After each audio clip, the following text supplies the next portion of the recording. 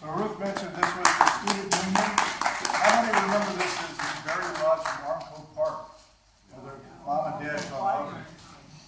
Okay, I don't have a microphone, so I'm going to try to do the best. If you can't hear me, wave a hand or something, or you can't see. It's always, I grew up in Middletown over at Orchard and Sherman Street. I grew up in a home listening to WPFB. I listened to Middy's games on PFB. I listened to the Fenwick games with Dan Humphreys and Warren Johnson. Every morning we had the news of the day with Bob Cordray on our kitchen radio. Mom would actually switch from Arthur Godfrey on WKRC to get the news of the day with Bob Cordray. And when we needed school closings, my sister wasn't pleased to have to listen to the bluegrass music just to find out whether Fenwick or St. Mary's was going to be closed. And got tired of listening to what was called hillbilly music. So tonight I'm going to try in 60 minutes to give you the 70-year history of WPFB. Basically from this to that. I just stopped by there on the way in. And the only difference now, if you drive up there off of Sophie, off of Marshall, is all the brush, the leaves have fallen, and you can see more of the building. So this is my history of WPFB 910 in the middle of your dial. But first, because I'm a TV guy, and I've been a TV critic for about 30 years, I know that you're supposed to start with breaking news. And I have some breaking news for you. I hope you can hear this. 2 Middletown firefighters were injured this week while battling blazes. David Lewis suffered a broken hand, and Lieutenant Charles Seifert received an eye injury. Seifert injured his eye while fighting a residential blaze at 3212 Illinois Avenue. Lewis and Susan Natalie lost all of their belongings in that fire. The Red Cross is helping. On the police blotter, a stabbing was reported on Lincoln Street Tuesday night, and a 5-year-old child was struck by a car also on Tuesday. Both of the injured were treated and released from Middletown Hospital. I'm Tom Borkerding for WPFB. How many of you guys here remember Tom Borkerding? Stand up, Tom.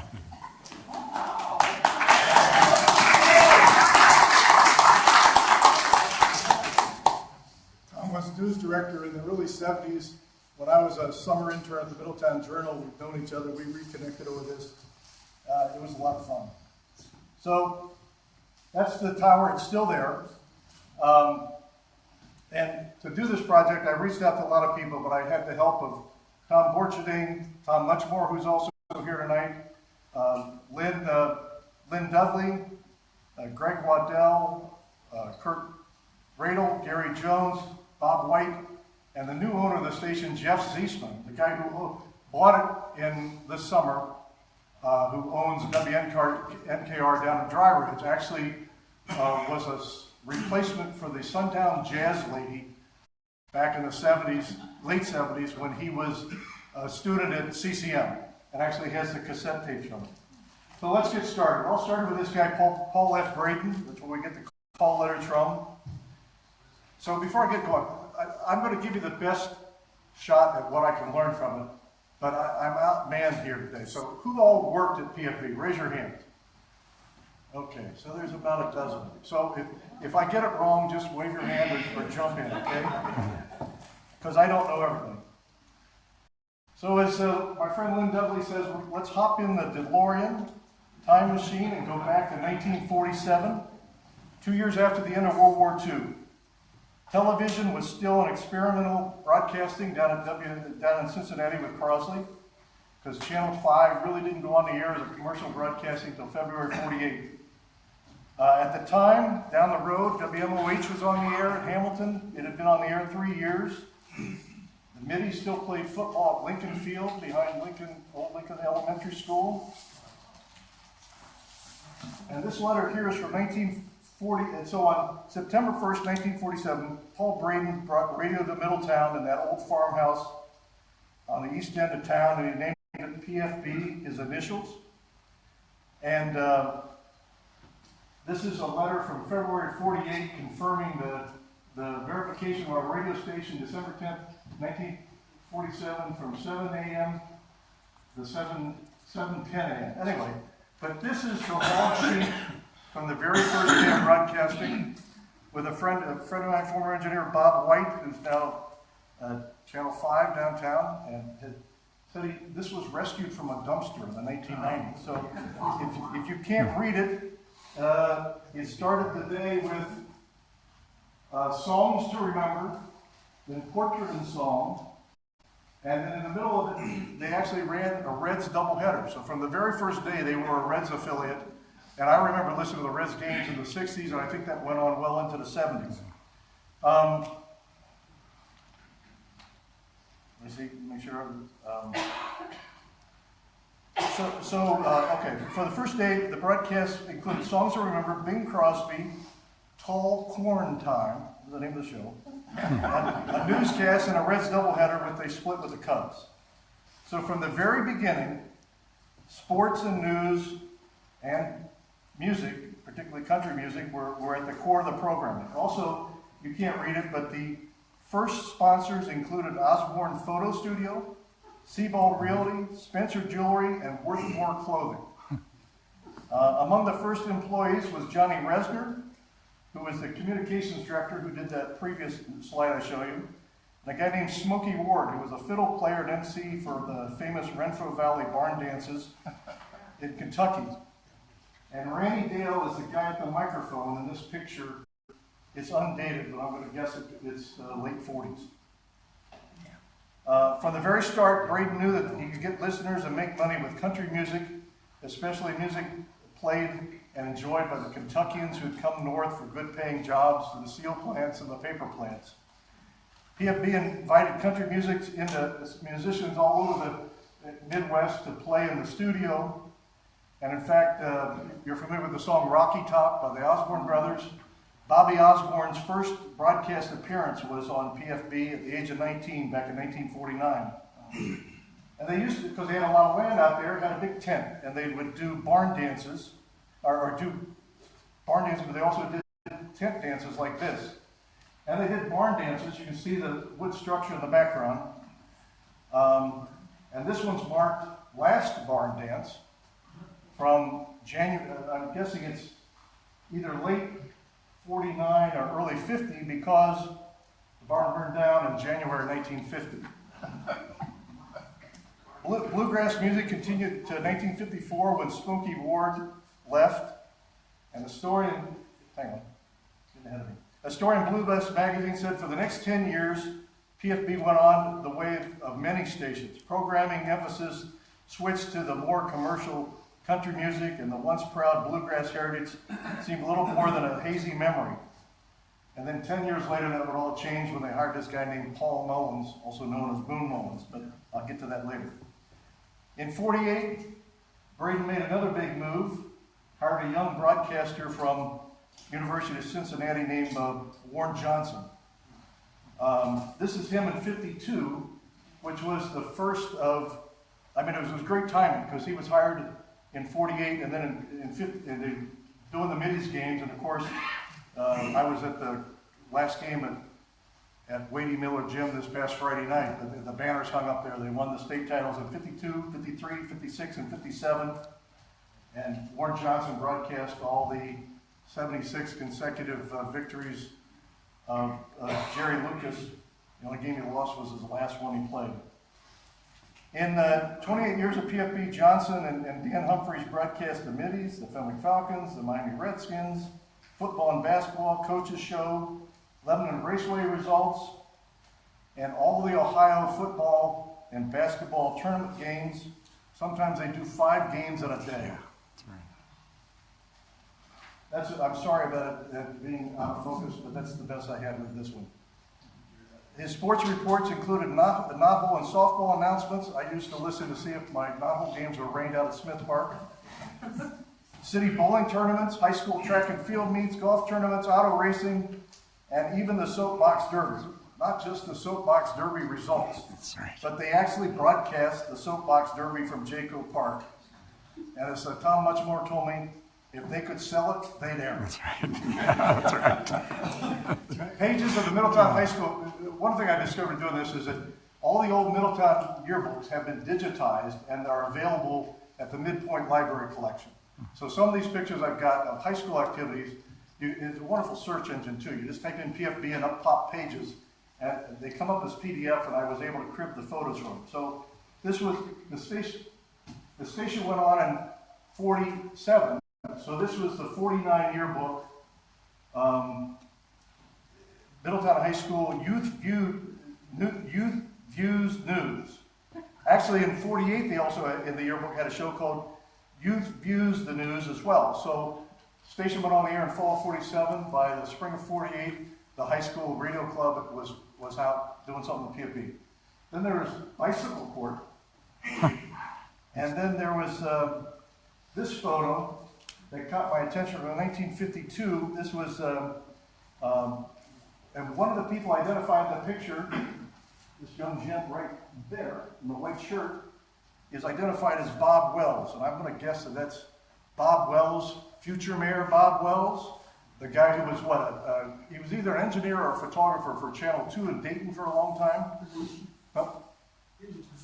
See, I told you these people would help me out. Thank you. Yeah, so I knew him because he would show up at Channel 5 reunions because he worked a little bit at 5 before he went to 2 in Dayton. But anyway, so that's future Mayor Bob Wells as part of the radio club. In 1956, they did 2 shows. One of them was Middletown School Days, and the other was Safety is a Good Business. So in the 1950s, Paul Braden made another pivotal decision. He hired a news guy named Bob Cordray. And like I said, I would listen to the news of the day with Bob Cordray. He also hired a woman named Fern Trotwein, who was an announcer. And there's Fern with Paul Braden there. In '59, she was honored as the Outstanding Woman Broadcaster in America. I don't know by whom, but that's what it says. There you go. And this is courtesy of the Middletown Historical Society. This framed is at the Middletown Historical Society.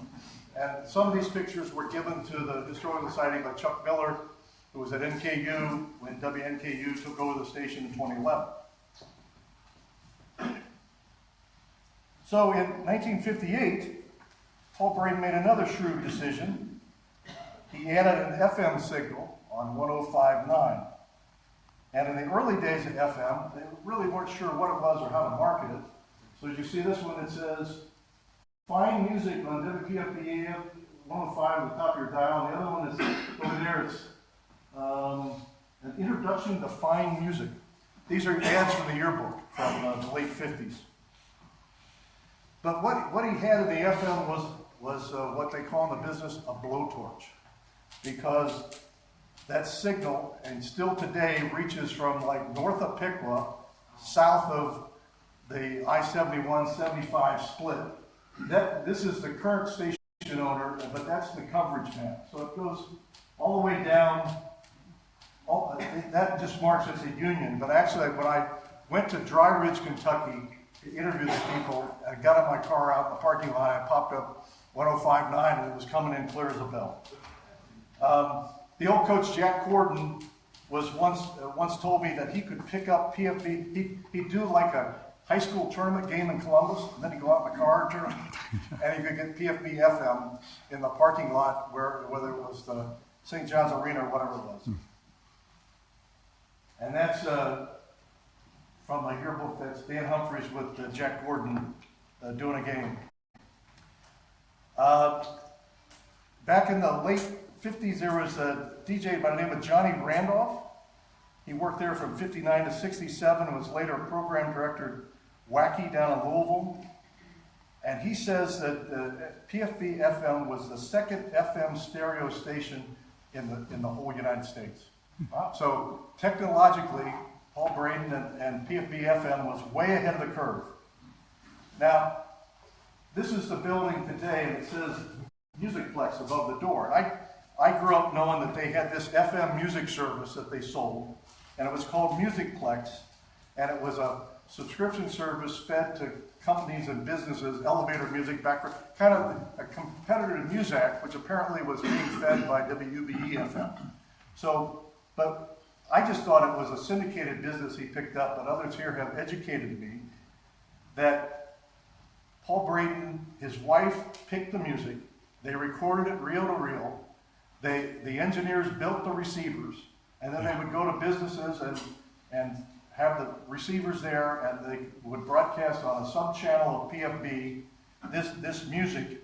It was Musicplex, and it was a competitor to Muzak until the late 1980s when things went satellite, and you didn't need this anymore. But he made a ton of money. This is what Johnny Randall told me. He said, Ruth Braden recorded all the music, which were up-tempo and dance types, no vocals. Mrs. Braden and her husband Paul had a beautiful apartment upstairs at the station, and when the music played, I could often hear them dancing. So there's a young Lynn Dudley in the studio, courtesy of Lynn. He sent me this photo of him with you can see the old reel-to-reel tape there by his elbow. Musicplex required Braden to have engineers 24/7 on staff to make sure the reel-to-reel tapes didn't run out years before computers and automation. Engineers made 4 copies of the programming, and they were used in Middletown and on stations, the one they owned in Portsmouth, Greenfield, Indiana, and WHOK near Columbus. Jeff Ziesman, the guy who bought the station in this summer, down at WNKR, told me a couple of things I didn't know about Musicplex. There was actually there were 3 Musicplex channels. One was regular Musicplex that were in businesses. 2 was one strictly for Kroger stores. So with Kroger, with advertising in Kroger. And the 3rd was an audio service with grain prices for grain buying places. And then at night, when the grain prices sub-channel stopped broadcasting, then they could use more of the spectrum, and that freed up enough bandwidth to go FM stereo in the evening, which was, for a while, the Sundown Lady with her jazz show. But there would be this intro tape they'd run at 7 o'clock to say, we're now going stereo, and that's why they could do it. And like I said, one of the DJs back in '79 was Jeff Ziesman, who now owns the station, 77, 78, 79, when he was a student at CCM. So that's the building again today. But anyway, Ziesman told me that he made more money on Musicplex than anything else for about 25 years. And when they ended Musicplex, then that's when the first version of the FM country station, the Country Rebel, went on the air in the late 80s with a guy named Marty Thompson. I'll tell you more about that later. After adding the FM signal in '58, the next big move came in '64 when they hired Moon Mullins. Mullins once told this publication, Bluegrass Unlimited, that, quote, Paul Braden had no feeling about the music one way or the other. If it hadn't made money, it wouldn't have stayed. And Moon says that when he got here, some of the advertisers were skittish, so he went out with, when I first got to PFB, I brought my own records, started playing bluegrass. The advertisers quit.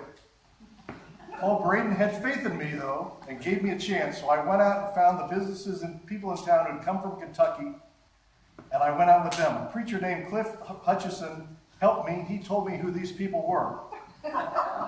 And in a month, 75% of the advertisers were advertising on Moon's show, and it grew from there. During the Vietnam War, he told listeners that if you had a friend, a relative serving in the Army, he had a big pile of 10,000 singles, 45 records, and he'd send him one. And apparently he got over 10,000 postcards from people who wanted them to send a single to somebody in the Army. He was on the air 2 times a day. He was on 5:30 to 7 in the morning, and then at 3 to 5 in the afternoon. And at night, he played bluegrass with a bunch of different bands and when they would come to the region. And this is, I'll be honest, I cribbed this from the Miami University Hamilton project this spring. There's a wonderful lecture series. They're talking about the Culligan series. It's wonderful there. You had David McCullough. You had Eisenhower's granddaughter, correct? They had some wonderful and the guy who was the true historian on Johnny Appleseed, if I recall. So anyway, back in '67, thanks some to the big power of bluegrass, with Moon Mullins and the station. You guys know where Chautauqua is, Little Chautauqua outside of Franklin, right? So they did this Grand Ole Opry show. And I know you can't read it, but I'll try to blow it up here. The acts included, this is a summer series at Chautauqua, Jerry Lee Lewis, George Jones, Hank Williams Jr., Loretta Lynn, Bill Monroe, Merle Travis, Kitty Wells, Conway Twitty, the Osborne Brothers, and others. And tickets were $1.75 for adults, 75 cents. And this was a series for the whole summer, but this is what bluegrass, how it was so popular in this area. And this was actually done by Steve Lake. Steve Lake lived in Franklin and ran a jewelry store and a record store, and he was the guy that put this series together. So anyway, this is at the Xenia station, not at PFB, but so he was a huge influence on music here, but also on two new employees. One was news director Tom Borgening, who was hired after Bob Cordray left, and Kurt Radel, who I knew as a longtime announcer and program director at WMOH down in Hamilton.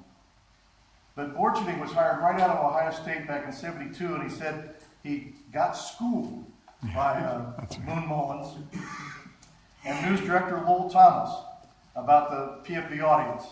And Moon told him about the tension between the corporate folks who wanted to make the city as best as possible and the workers from the steel and the paper plants who were there making a living and then going home on the weekends. And this is a way that Tom told me that Moon put it. When they're not home, they want to be home. And when they go home, they don't want to stay home and they want to come back here. A lot of their fathers and grandfathers came from eastern Kentucky in a big migration when Armco recruited workers down there, the AIF, and Armco back in the 20s and the 30s. So that's also an electric sign, neon, that it's at the Historical Society that was given when the station ended by VFU. Now, we all know that PFB stood for Paul F. Braden, but also what did PFB stand for? We play for bars. How far? Even Mullins said that on the air. So, you know. And Kurt Radel, he's now the president of the Fairfield Chamber of Commerce, said that Moon Mullins would do almost all of his commercial spots live. He said, quote, Moon would say this about an Eric Carr deal, that if he doesn't give you a good buy, get him down on the ground and not let him up until you got a better deal. He said he taught me how to ad-lib a spot. He said nobody could ad-lib a commercial with just a fact sheet about a sponsor like Moon could. And Tom Muchmore also says that. But Muchmore's favorite memory was one day when it was raining, and Moon wanted to do something different, so he opened the window and took the microphone and held it right by the windowsill, and you could hear the rain splash on the windowsill. Kurt Radel worked for a news director by the name of Lowell Thomas back then, and he said on deadline, Lowell would be typing so fast and furiously on his typewriter on deadline that he didn't notice that he'd run out of paper. And then he'd go into the booth and do the newscast, and when he ran out of story, he just ad-libbed the rest of it. So that's Tom Borgening, back in the newsroom in early 80s, I think, right? Probably 81. Yeah. So another thing about the lesson that Tom Borgening learned from PFB and Lowell Thomas, and the story and what a personal connection radio had with the audience and PFB had with the city of Middletown. He said, was the day the lead story on the newscast was the day the junk man died. I remember the lead story of the day was the junk man is dead. And it ran 40 seconds. It was about a guy who walked around South Main Street with a grocery cart and collected cardboard and recycled it. But after we ran that story, we got calls for 2 years. Because sometimes the lead story isn't obvious, and I never forgot that.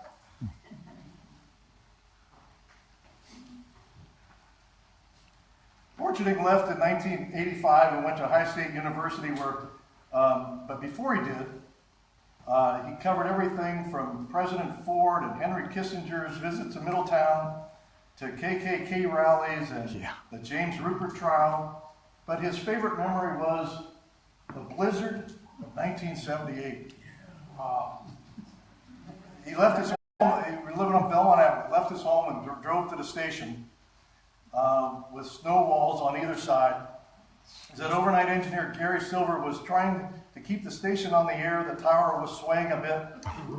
So he started making his police calls and juggling the calls coming in from people, and he decided, what the heck? So he just did his police calls on the air and then would juggle, take callers as they're doing listener reports, something that WLW does in bad weather today. So he did this for a number of hours, and so one of the callers was a woman he learned about from the police calls about a woman in Wayne Township out near Jacksonburg who was going into labor, and he called the life squad and alerted them, and actually the woman gave birth to a baby boy on the way to the hospital. So anyway, the police thought he did such a good job, Tom, with the coverage, and eventually other people made it in, that when his car was snowed in, he couldn't get home. So Police Chief Dwyer gave him a ride home. So I thought that was really nice. And then the American Legion also gave an award for this. So anyway, here's the farmhouse without the addition on the front, which was the receptionist. At its peak, I think Tom said he had a 5-person newsroom that would have included Jim Barrett, later news director up at MOH, HIO in Dayton, Dan Connie, Bonna King, who did news for a bunch of Cincinnati stations. They had 3 wires, AP, UPI, and Reuters. And when Tom was at Ohio State as managing editor, they only had 1 wire there, AP. So it's a different in times, but also the resources they had here. And in late 1973, they did an afternoon news magazine, 4 to 7, called Interstate 106. But 5 people just weren't enough to do it. Yeah. But Braden apparently came to Kurt Radel at some point in this time and said, well, let's go all news on the FM. And Radel said, well, we figured it out, and we figured we need about 15 people to do it, to which Paul Braden said, no, we're out of it. But Radel tells me that this was back in the late 70s, early 80s, and his idea to program the FM at that time was say, well, why don't you do some like classic rock hits, which is basically WGRR 20 years before WGRR did it. But instead, Paul Braden wasn't interested. So that's probably mid-70s when Kurt Radel arrived. And this was the format back then, how eclectic it was. 5:30 to 7, Moon Mullins. 7 to 9, news. 9 to 10, music, except when Bid and Buy was on Wednesday. 10 to 11, religious or church programming. 11:30, radio classifieds. Yeah. Noon news. And then noon to 2:30 or 3, church or tape religious programming. And then Moon Mullins came back at 3. Then there was news at 5. Then back to music, either rock or country, except for Cliff Hutchison's singing convention of the year, 7 to 9 on Monday night. Yeah. Yeah. So that's Kurt. On weekends, Kurt hosted the Good Guys show with C.D. Kraft, and later after he left, it was Vaughn Allen and John Barry Estevez, whose brother Martin Estevez is also known as Martin Sheen, who came to visit the station back at least once. Yeah. So the FM aired Cliff Registon in the morning and Brothers Al's Soul in the afternoon, which Radel said they called, there was white gospel in the morning and black gospel in the afternoon. And after 7 o'clock, when they could get the full Go FM stereo, then that's when they did the Sundown Lady, who was on from 7 to midnight, and then followed by Larry King's syndicated show. And one of the jazz shows was, this was Tom Gentry. I don't know if you remember Officer Gentry. He did the Soul Patrol. I knew Gentry when I worked a little bit of Middletown Journal. I didn't realize that he was a radio host on Saturday nights as the Soul Patrol. And also on weekends, sometimes they had Gerhard Erler and German music from sponsored by the Black Forest restaurant over. So like they had a little bit of everything. So this is 1976, and I apologize for the bad photo, but it's the best I can do. It won the Outstanding Sports Station, and if you could barely make out the faces in the front row, it's Mike McMurray, Warren Johnson, Lowell Thomas, and Dan Humphreys. In the back row is Charlie Hall, Kurt Radel, Tom Borcherding, Chief Engineer Carl Williams, Lynn Dudley, and on the far right is Kevin Jordan, who was an engineer who's now the chief photographer for Channel 12 down in Cincinnati. Part of the fun of doing this was finding all the people who came through PFB and went on to other things. That's Mike McMurray there, who was here for a long time and started the station in Lebanon, worked at CKY in Dayton. Tom Borcherding, Jim Barrett, Fenwick compadre of mine, who was HIO news director. John London, you know him on Channel 5, was also a Fenwick grad. Anna King, newswoman. Kevin Jordan, I mentioned, and Larry Davis from Channel 12, he was also here. He told me a great story. He said he went to OU like I did, and he started looking for a job his senior year, and so he goes to all the different radio stations, finally ends up at WPFB looking for a job. This would have been in 77, I believe. He says, so he's ushered in, and Lowell Thomas, he meets Lowell Thomas, the news director, and Lowell Thomas says, reaches down into the trash can, pulls out an old story, kind of all crumpled up, kind of straightens it out, and says, here, read this. And turned on a tape-to-tape player and had Larry Davis read the story, and Lowell Thomas leaves the room. And Lowell Thomas comes back in about 30 minutes and looks at his resume and saw that he worked at WOUB in Athens and gone to OU, and he listened to the tape, and he said, can you start next week? Yeah, right. Because I got to fire a guy tomorrow. And that's how Larry Davis got his news. So they hired him, and he was the Warren County Bureau Chief, covering Warren County and Lebanon. He said, I was making $110 a week, yes, $110 a week, working out of Lebanon's old Army Recruiting Center, and I was only there for a year, then I moved up to the big time, which was WHKK in Erlanger, Kentucky, which later became the Wiz, and then WKRC and WCKY, or Channel 12. So Larry Davis was replaced as the Warren County Bureau Chief by this guy, Mike Hartsock, who's now the sports director and the sports anchor at Channel 7. And among the people, so other alumni, Marty Thompson was here doing country. Larry B. Bolter, actually, he's the morning guy on 105 now because he's the morning guy down the dry rooms. Judge Roy Wakely, Tom Bigby was LW and BVE, John Summers, and even Lincoln Ware. Lincoln Ware, the African-American talk show host, was there for about a year and a half. He was when the FM was Disco 106, also called Kiss 106. Yeah, right. And that's when the van had the big Kiss lips on the side of it, painted on the side of it, until just a short time, until the station in Indianapolis that owned the mark on it called and said, you don't have the rights to do this. So they had it covered over in some way because they couldn't do it. He said he only lasted about 18 months, and then he changed went back to WCIN when WPFB went to top 40 at 106, and it was known as Mellow 106. Anybody remember Mellow 106? There's a t-shirt to prove it. That's Greg Waddell, who was there briefly, Middletown High School graduate. He's now the voice of Miami University hockey, also worked at CKY. So there's John Estevez, who was the Martin Sheen's brother, Johnny Randolph, Roger Kay, Pete Layton, who you might have known as Bo Michaels or Pete Griffin, and he's in the back of the room hiding. Bo Michaels, stand up. Now maybe Pete Griffin could stand up. Also was helpful in getting me some information. And then Pete worked at PFB with a guy named Mark Sebastian. But the problem was Mark Sebastian was his real name, but there was already somebody on Q102 who was not named Mark Sebastian using the name on the air. So that's when he became Johnny Marks, right? Yes. John Mark. John Marks, okay, John Marks.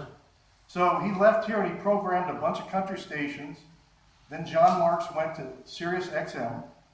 And today he's the global senior editor and music programmer in charge of country music for Spotify. All out of WPFB. Wow. So here's the rap session. And Pete, is that you? Is that me, Is that you? Bottom right? That's what I thought. Yes. Again, this is an old yearbook photo. So the news, views, and bicycle court in school days matured into rap line by 1974. And then in '79, this was program director Marty Hale was with 2 students, and I just loved the wallpaper.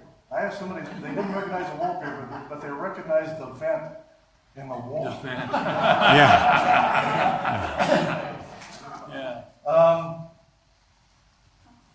And so along with Moon Mullins, Bluegrass, and there was Warren Johnson, there's Dan Humphreys, and local news, there's one element I haven't got to yet. Anyone want to guess? Cash and Hamburger.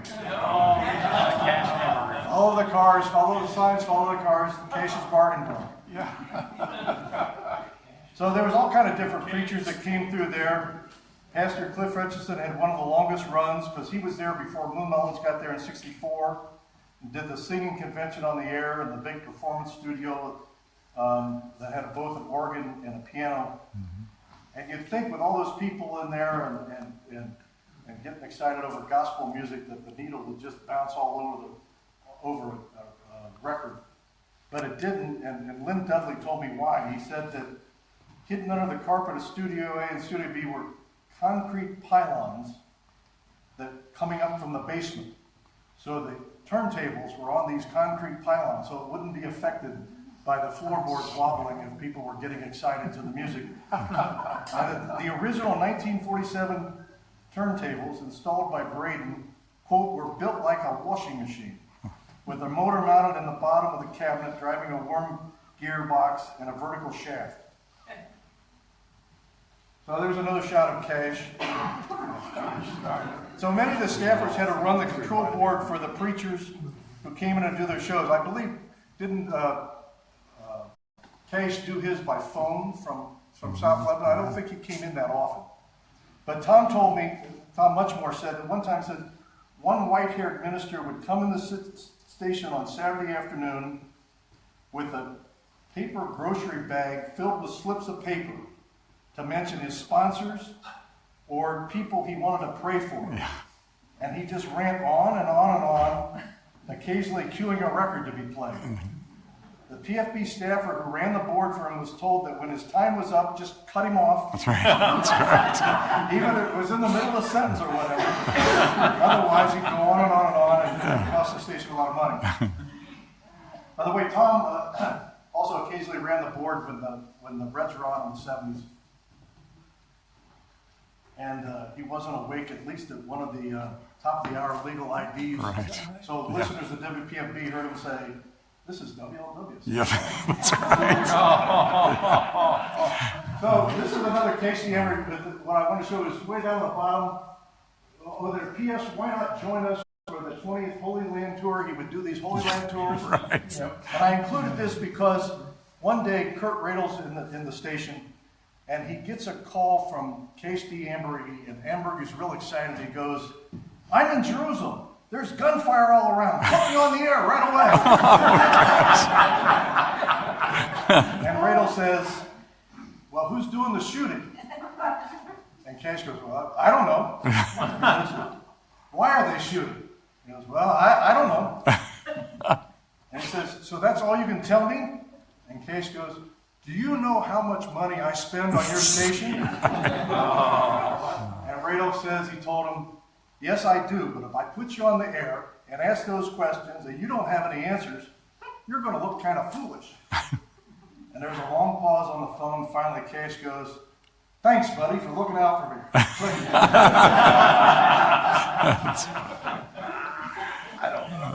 So this is again another poor photo, but this was a staff photo from, it's undated. And somebody in the audience will tell me what year. About 74. 74? Yep. Okay. So I'm told that the front row, starting with this guy here, is Mike McMurray, Bud Baldwin in sales, Jack Kramer in news and sports, General Manager Bill Hart, Denny Hogan in accounting, Dan Humphreys, the sportscaster, Rusty Reed, Warren Johnson second from the right, and Lynn Dudley on the far right. Now the back row I'm kind of sketchy on, so if anybody want to fill in a gap, holler out. Top left is Joe Lemoyne, Musicplex manager, and then there's an African American woman, and I'm not sure who she is. Anybody? Okay. There's no prizes or anything. This is not what it is. Then there's Tom Hogan in accounting, receptionist Opal Moore, and then an unknown man, and then Musicplex director June Cole, an unknown man, and then there's Jerry Hart, and Ginny Thomas, and Sandy Dresbach. Did I pronounce that right? Dresbach, right? Yeah. Ethel Stone, organist Charlie Reeder, saleswoman Becca Scheckler, and Ovi Lohman, who was an engineer but also the pilot, correct? Engineering secretary Cricket Huffman, and a Music Plus serviceman named Gerald Masters, chief engineer Cal Williams, and the engineer Dan Edwards. So I'm sorry it's not a better picture, but that's the best I could do. Yeah, the tall guy in the back's Lowell Thomas. Tall guy, oh yeah, okay, Yeah, yes. yeah. Tall guy in the back is Lowell Thomas. So at the end of the 1980s, radical changes came. Moon Mullins and his son Joe Mullins quit in March of '89. Moon had walked out and quit several times over the years, but this time over pay disputes, but this time it was for real. And actually his son Joe now owns a station of a small network of stations up in Xenia. But when Joe and Moon Mullins left, so did the Bluegrass Boys, Casey Ambergy, Bonnie Lou, who was formerly the Midwest favorite of the Paul Dixon Show.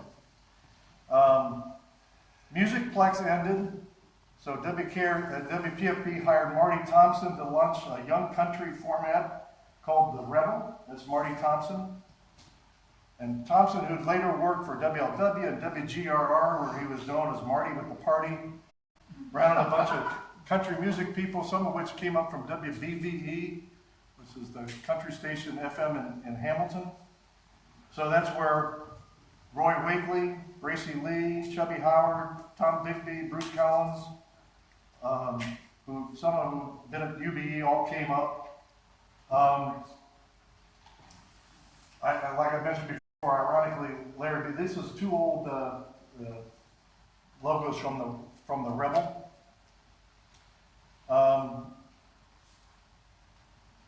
And even though the Rebel's gone, and then it went to NKU, then it came back, and on the AM at the time, they did contemporary music, beautiful music, whatever, with Johnny Resner. And Marty Thompson has told me back then, and he told me again today, that Johnny Resner and the beautiful music playing, you know, Doris Day, Frank Sinatra, other past favorites, and actually, it was not we play for buyers, but where past favorites begin. But Marty said that back then, a couple of books in Middletown and in Butler County, PFB actually beat WLW in the ratings with this format on the AM.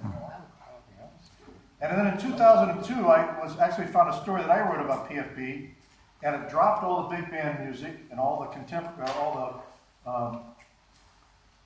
the American Songbook stuff, and it premiered Bill O'Reilly's talk show when he first started his talk show.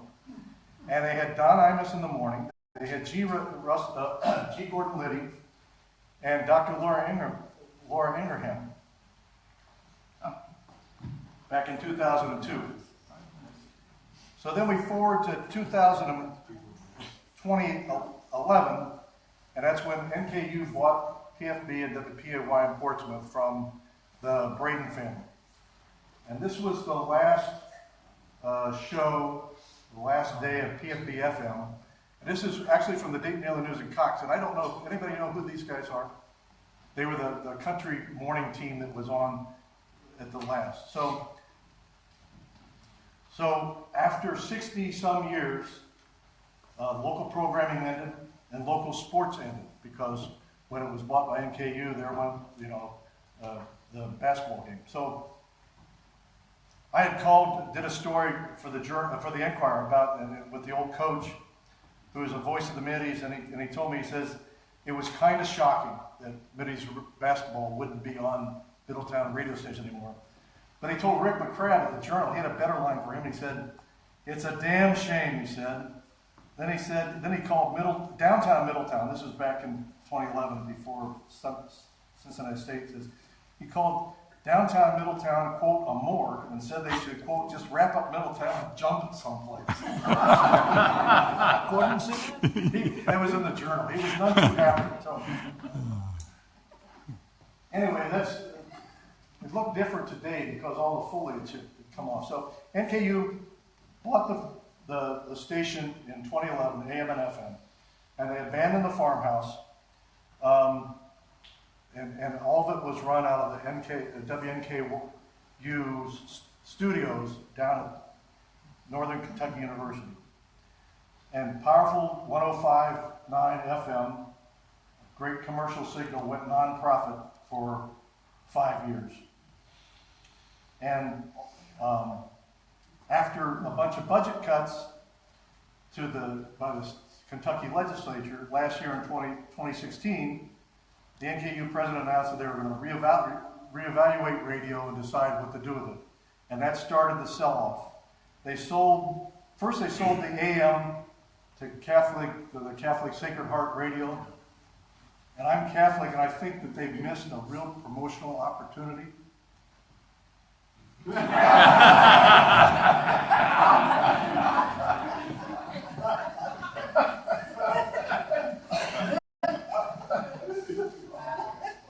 Then they sold off the Portsmouth station, and in August they sold off the NKU flagship station to a Bible broadcaster.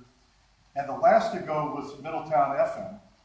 And one of the reasons was that it was still using the 1947 transmitter that Braden put in. And so it was finally bought in July for $4 million in cash and $1.3 in advertising. So it's now the classic country 105 and 107. But something interesting here that even though it's back playing country music like it was with the Rebel, there's parts of country music actually never left WPFB. You can see on the window to the right of the door is still this sign that says "Parking for Rebels Only." And if you'll note this old can there, which they use as a doorstop, it still has the Rebel bumper sticker on it. I was there today. It's still there.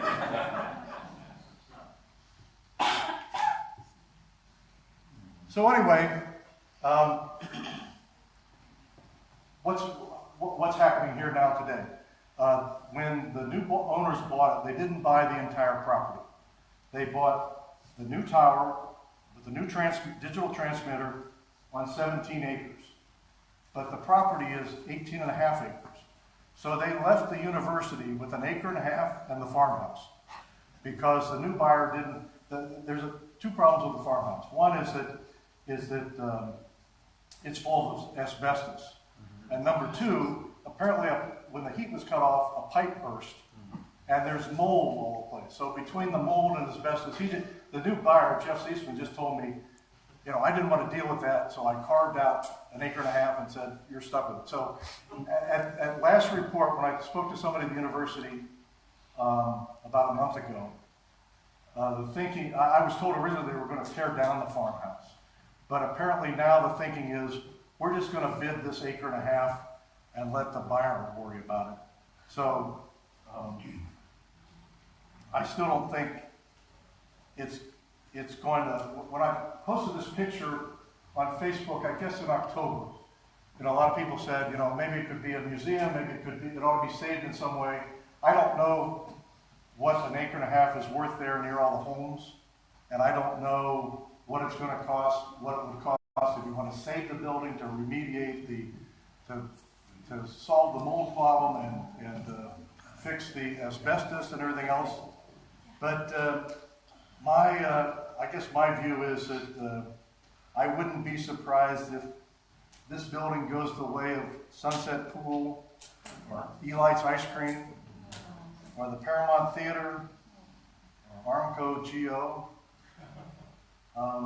So that's, like I said, when we were there today, all the leaves of this has come, and you can actually see the satellite dish, which is right before the call letters. And that's what it looks like today. So anyway, I actually did this in an hour. How about me? Anyway, I know I've talked for a long time. I'm here for answer any questions or comments. And if I can't answer it, there's some other people here can. First, I want to thank Tom, Lynn, Mike Hartsock helped me, Gary Jones, Tom Muchmore, Johnny Rapp, Greg Waddell, the Middletown Midpoint Library, Middletown Historical Society. A funny story, I said that the first sports they did on the station was a doubleheader with the Reds. And in the Middletown Historical Collection that they got from the station is a framed portrait of Wade Hoyt, who did the Reds games at 47. But he did it for WCPO. That was the flagship. And so you can see where somebody has erased the call letters off the line. So they could hang it in the station with Wade's on the air, but he really didn't work it. So I didn't copy the picture because it didn't hit me till later when I got from Bob the first rundown of the launch sheet of the first day, and realized that from the very first day they had on Wade Hoyt and the Reds. So anyway, the Middletown Historical Society, the license plates of PFB came from there, and it all. So anyway, just a quick word about me. Even though I left the Enquirer 3 years ago, I still write and do what I do. It's at the WPXU website, and I can explain more about that later. But I just want to thank you all for coming. It was great fun to doing this, and it's always great fun to come back to Middletown and tell stories.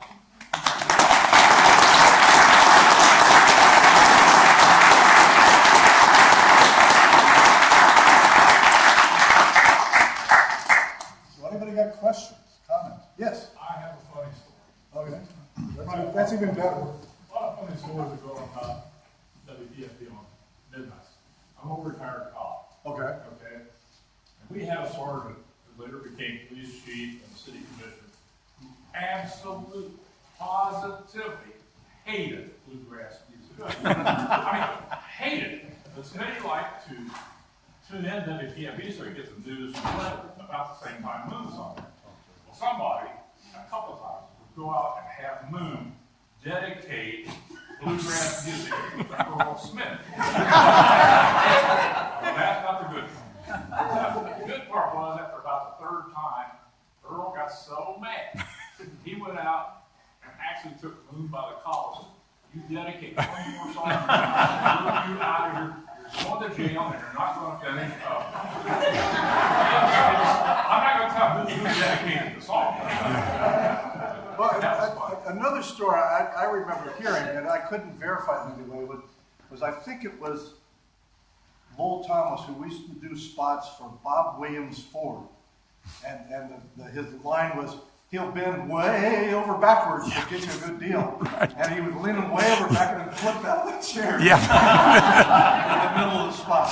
I still talk to Little Thomas, by the way. Oh, do you? Yeah. Is he down there, Ripley or somewhere? It is in Florida. Oh, Florida. We converse back and forth over Facebook or message back and forth.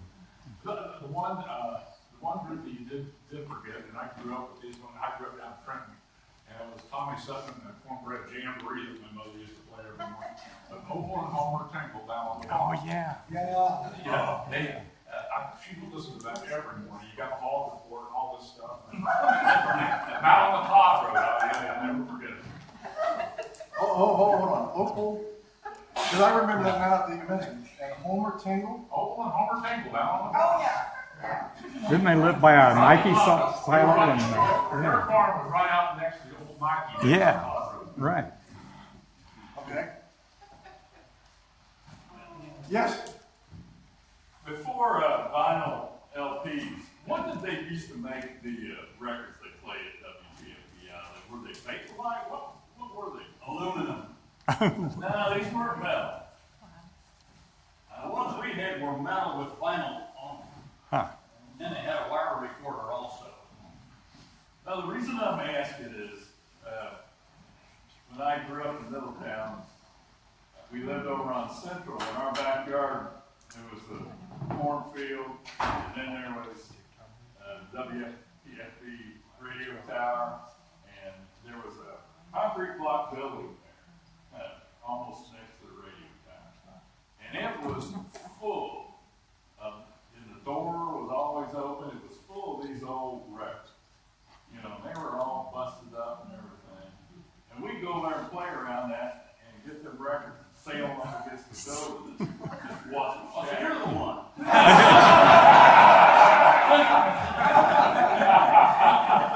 Well, would they have That's been, why I asked what could they they have been. been, They were like shoot and play pigeons, you know? They just, could they have been transcription discs?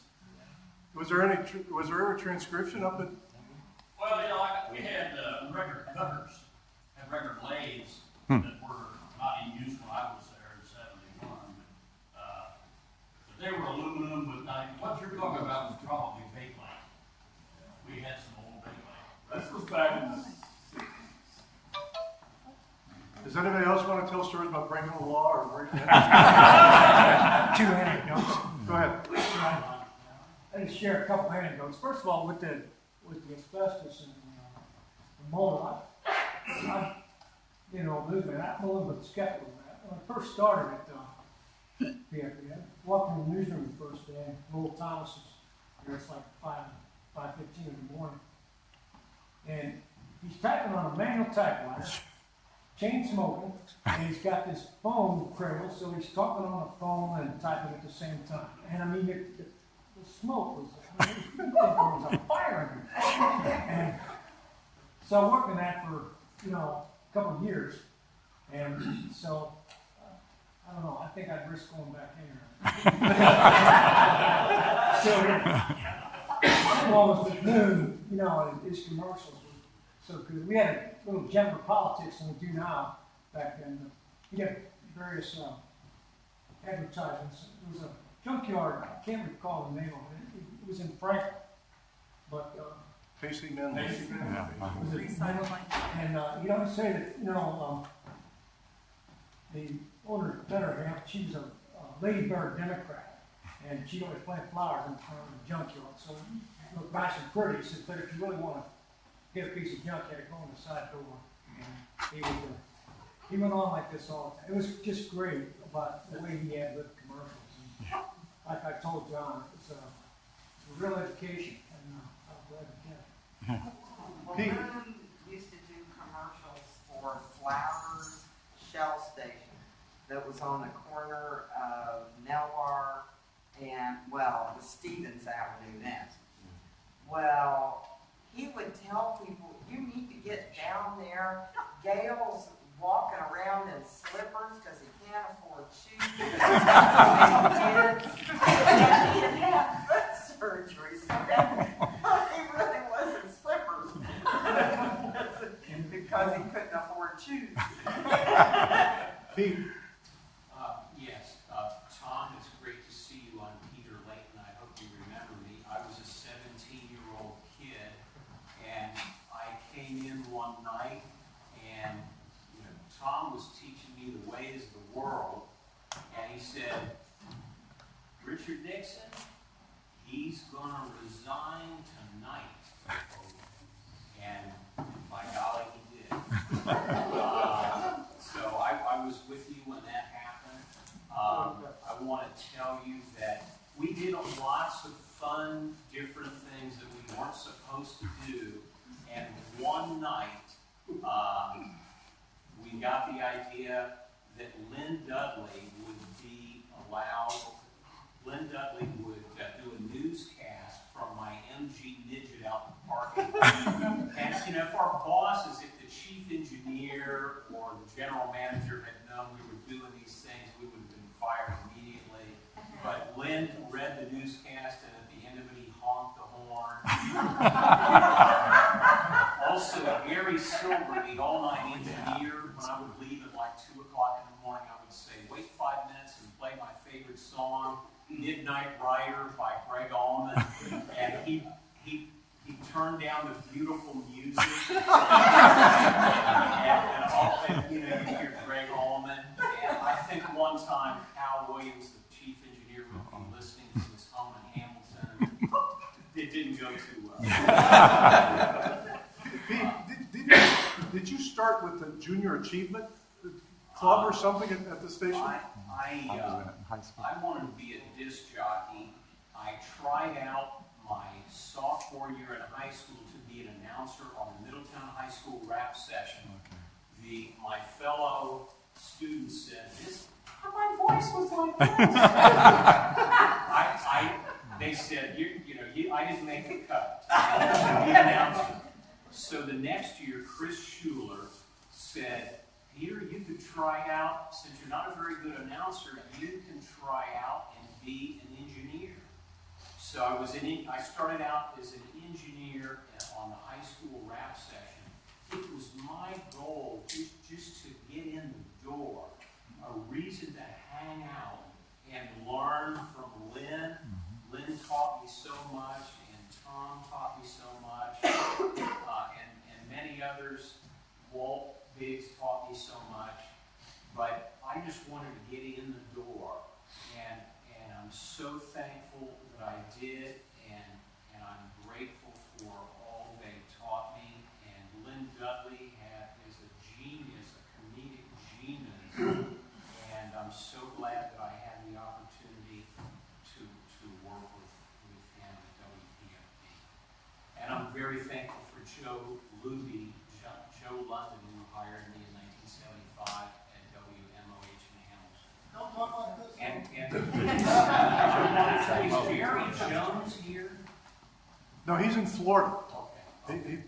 So Joe, you just got to stand up and say something because we still hear your voice on the spots on Channel 19.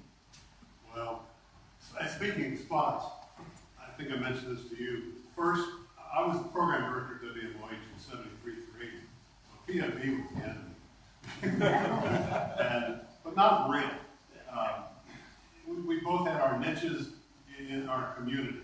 And listening to the PFB story, MOH was kind of the same thing in that very community oriented, and so there was enough separation between Hamilton and Middletown that there was definitely room for both, and to keep SAI and LW on their side of the fence.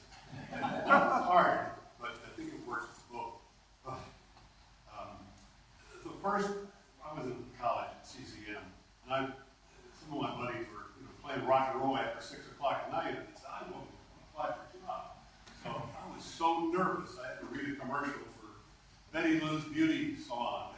Well, it came out Betty Lou's Beauty Saloon. I didn't get the job. I was heartbroken. MOA, and I went on. I went to XIX for 35 years, and I still do their voiceovers. So I'm all over TV on these Subaru spots. But we ended up hiring Warren Johnson. I don't know why he left PFB, but probably. But Warren brought all that sports down to MOH's FM. And MOH's FM is now GRR, same station. And when Pete was on at night, he might be drinking, but we don't. And there's no story with that. We didn't advertise, we didn't want to be on the FM. They wanted to be on the AM. They wouldn't get on the AM. But we put them on. When P. Michael came down, Peter came down to the station, I had this thing about 3 names. P. Michael. I was going to be in Raleigh once. J. Walter Bacon. I mean, there was something about 3 names you had to bring. And so I wanted to make P. Michael something. He didn't want to be Lincoln. I said, so Pete calls me the night he goes on the air, mid-70s. March or April of 75. Yeah, he says, what's my name? I said, what do you want it to be? I don't know, you're the program director. So literally, hand on the Bible, I open up the phone book,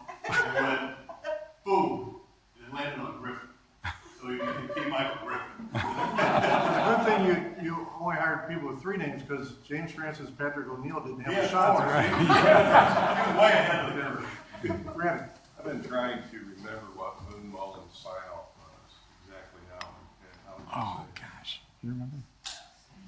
Don't worry about it, and you ain't gonna get no better know-how or something. Oh, gosh. I Anybody? can't remember. I know. I heard it every morning. Yeah.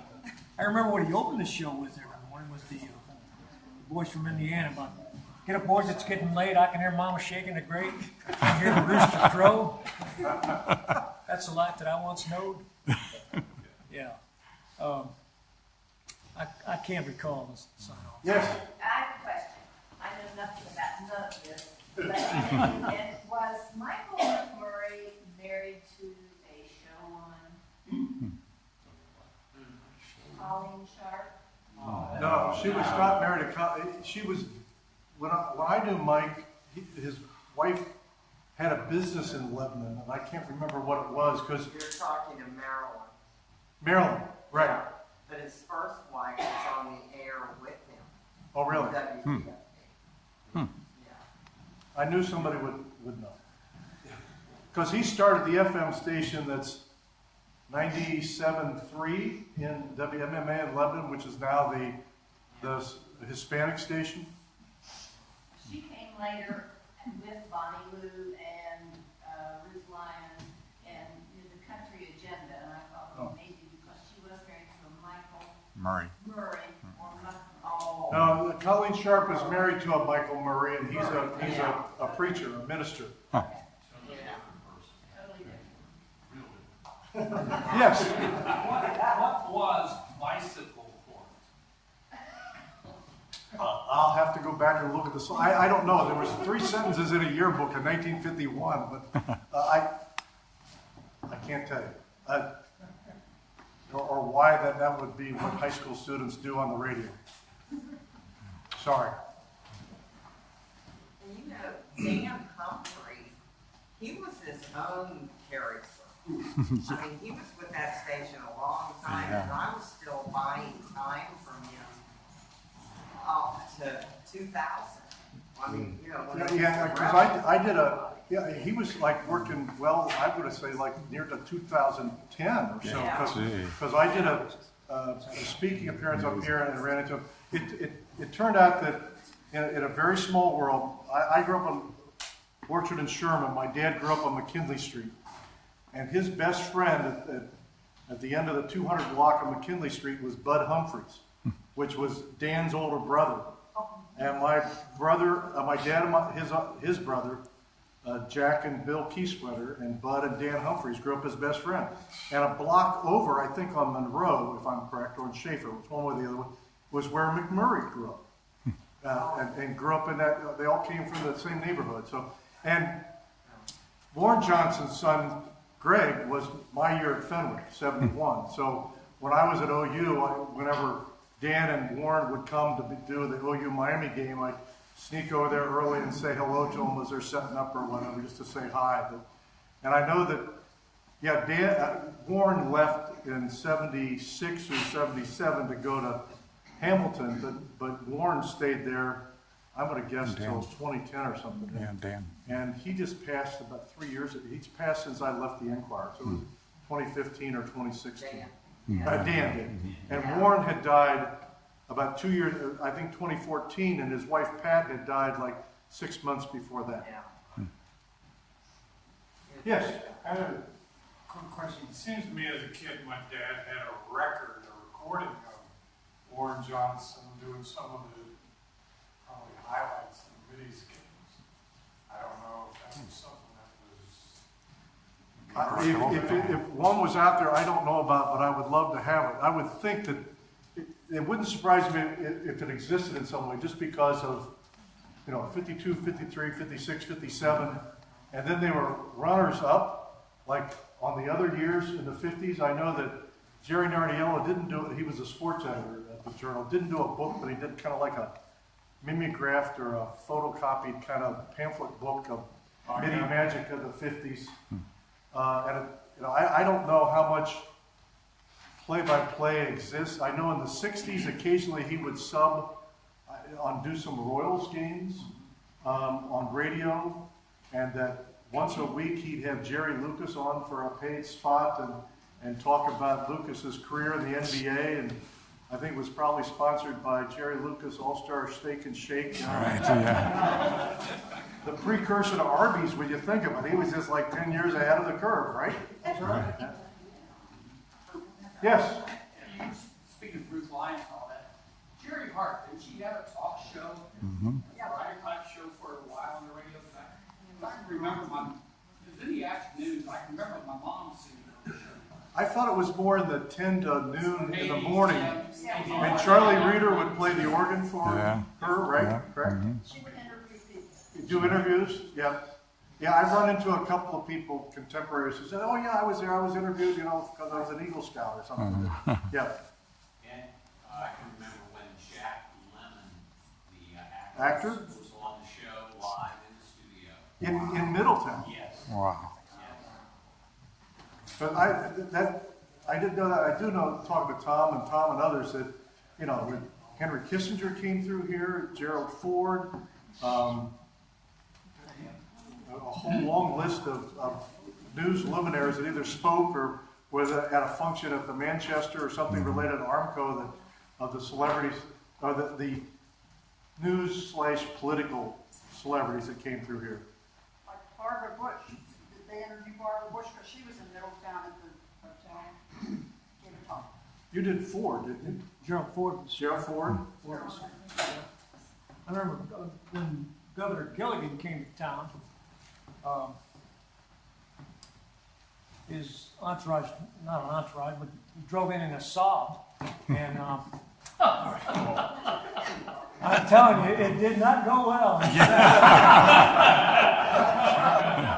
I know that the night that Nixon resigned, Gilligan was here on campus, down in Logan Johnson Hall or something, because I was with a group of reporters. It was me and Scylla Bosnack from the Middletown Journal in August '74, and a few others, and I ended up writing the story, not her, but it was just kind of surreal. He was giving the talk, and then he stopped and said, let's turn on the TV, and we all sat there with the governor watching Nixon resign, and then we resumed the Q&A. So but he was here on campus in '74. Any others? I know another moneymaker for Braden was the afternoon religious block program, Moon News and Moon the afternoons.